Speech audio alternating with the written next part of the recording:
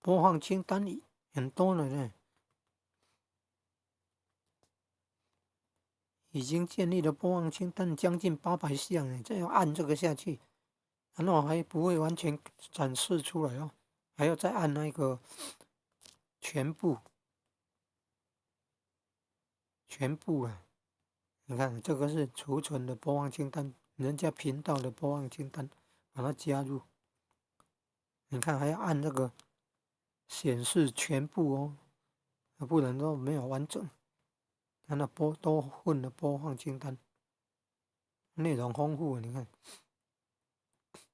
多份的播放清单，内容丰富啊。那这个是重要的地方，怎么会放在这里呢？